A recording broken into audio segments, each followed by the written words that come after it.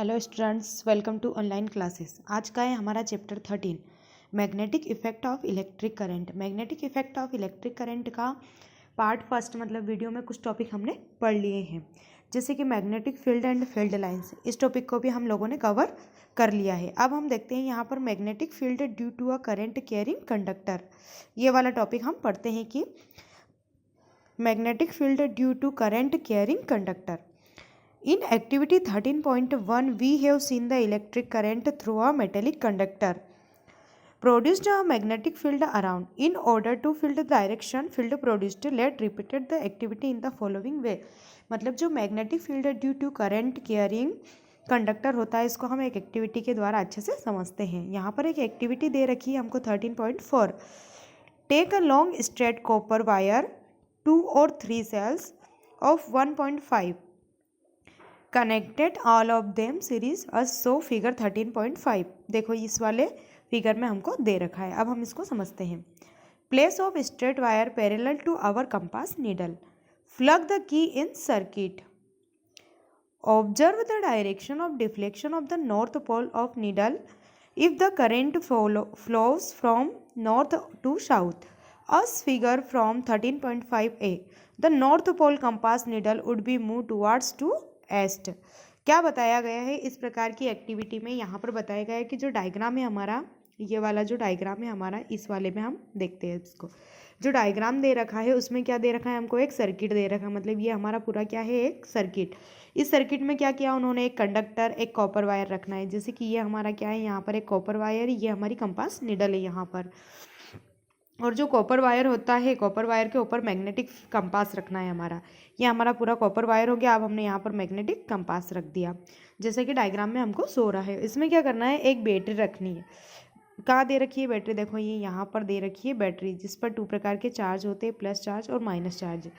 तो यहाँ पर एक बैटरी दे रखी है जिसमें से करंट प्रोड्यूस्ड होता है, और करंट की वजह से क्या होता है, जो नीडल्स होती है वो डिफ्लेक्ट होती है। अब देखो जहाँ पर प्लस चार्ज है वहाँ से ऐसे इस की वजह से यहाँ पर करंट प्रोड्यूस हो रहा है इसमें। तो करंट की वजह से क्या होती है, जो नीडल्स होती है हमारी वो डिफ्लेक्टेड हो जाती है। तो डिफ्लेक्ट होने की वजह से वो क्या करती है, ईस्ट की साइड घूम जाती है। देखो ये यहाँ पर ये नीडल्स के ऊपर दिया गया है कि ये ऐसे घूम जाती है, ये ऐसे रहती है पूरी साइड, तो ये ऐसे घूम जाती है। तो इसको बोलते हैं हम ईस्ट की साइड घूम जाती है।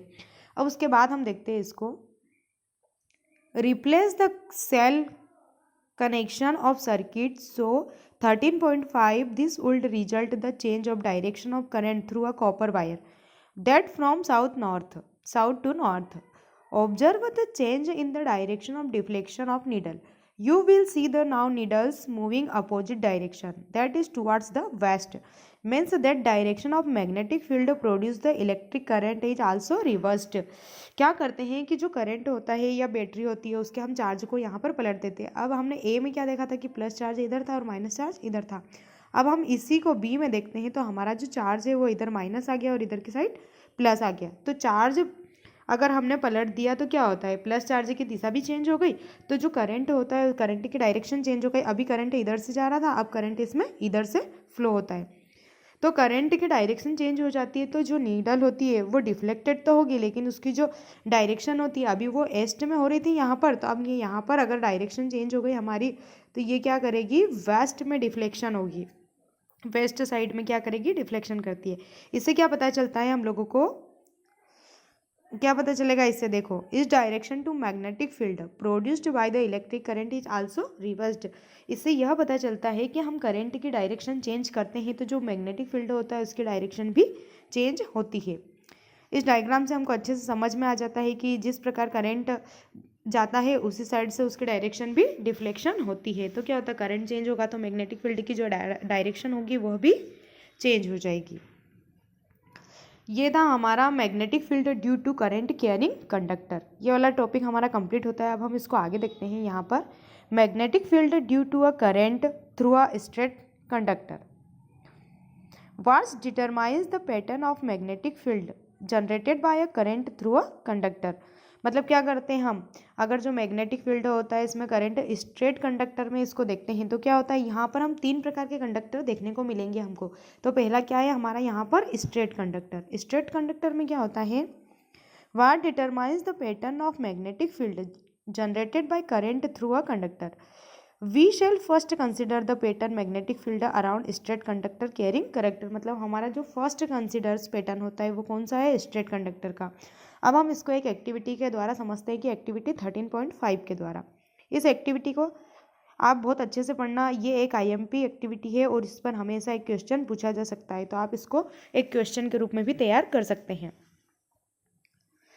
Take a battery, variable resistance and ammeters. क्या करते हैं, एक बैटरी लीजिए और उसमें अमीटर लेना है। अमीटर क्या करता है, हमारा करंट को मेजर करता है। तो क्या करते हैं, इसमें एक बैटरी लेना है और एक अमीटर लेना है जो कि करंट को मेजर करता है।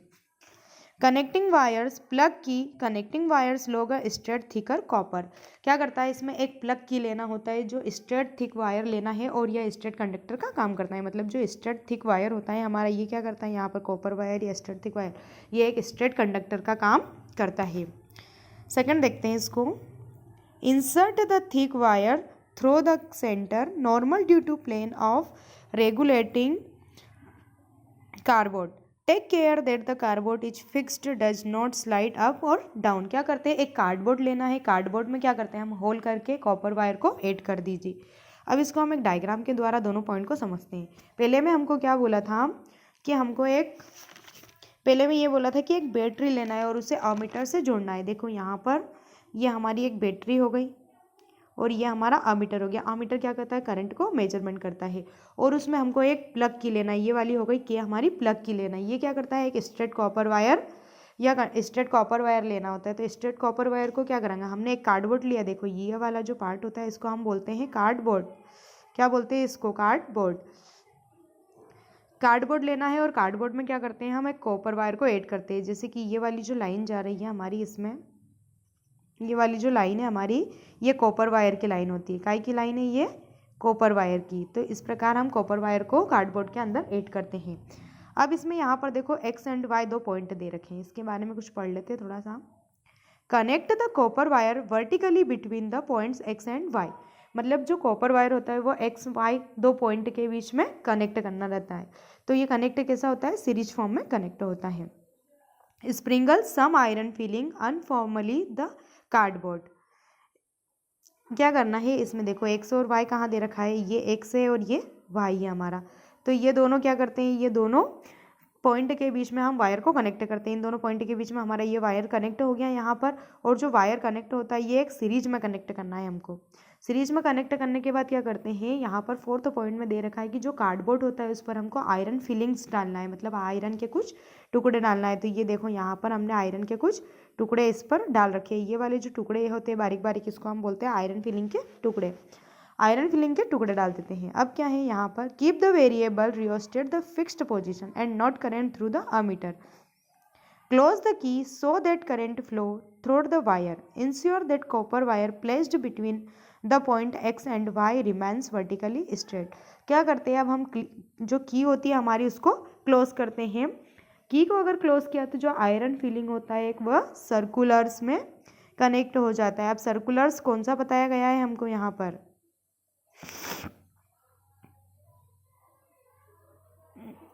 Copper placed between the current remain vertically strength.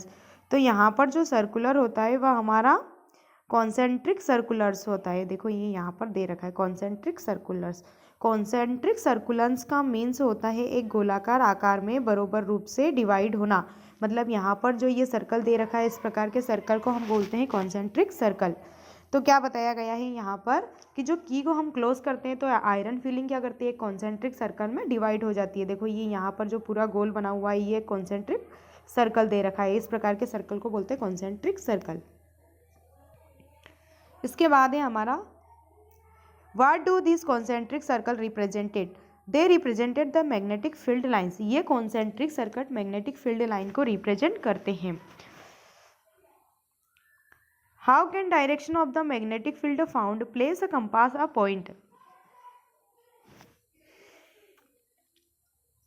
Compass a point over a circle. Observe the direction of north pole of compass needle. Through the direction of the field line produced by the electric current through the straight wire at point P. Show the direction by an arrow. Does the direction of magnetic field lines get reversed direction of current through? The straight copper wire is reversed. क्या बताया गया है इस activity में कि जो concentric circle होता है वो क्या करता है, मैग्नेटिक फील्ड को रिप्रेजेंट करता है। कि हमारा ये जो कॉन्सेंट्रिक सर्कल है ये क्या करता है, मैग्नेटिक फील्ड को रिप्रेजेंट कर रहा है। और इस एक्टिविटी से हमको यह भी समझ में आता है कि जब स्ट्रेट कंडक्टर करंट गुजरता है, हमारा जो स्ट्रेट कंडक्टर, ये मैग्नेटिक फील्ड स्ट्रेट कंडक्टर हो गया हमारा, इसमें से जब करंट गुजरता है तो जो मैग्नेटिक फील्ड होता है वो कॉन्सेंट्रिक सर्कल में प्रोड्यूस्ड होता है। मतलब इसमें करंट अगर प्रोड्यूस्ड हो रहा है तो उसके सर्कल कैसा होगा, कॉन्सेंट्रिक सर्कल में प्रोड्यूस्ड होता है। और डायरेक्शन कैसे पता चलती है इसकी, तो मैग्नेटिक फील्ड कंपास अगर नॉर्थ पोल पर होता है, जैसे कि ये हमारा मैग्नेटिक फील्ड का कंपास है, अब इसकी एक साइड नॉर्थ हो गई और एक साउथ हो गई, तो अगर जो हमारा मैग्नेटिक फील्ड कंपास होता है वो नॉर्थ साइड में होता है, नॉर्थ पोल की तरफ पॉइंट करता है, तो उसकी डायरेक्शन भी नॉर्थ पोल की साइड ही होती है।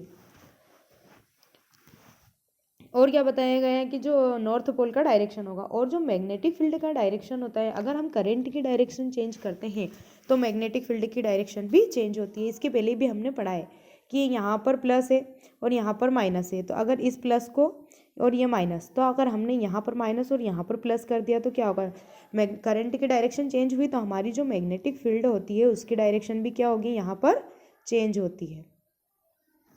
इतना कॉन्सेप्ट आया समझ में। इसके बाद आता है हमारा right hand thumb rules. Right hand thumb rules को हम अगले वीडियो में पढ़ेंगे। आप यहाँ तक इसको अच्छे से कवर करें। Thank you so much.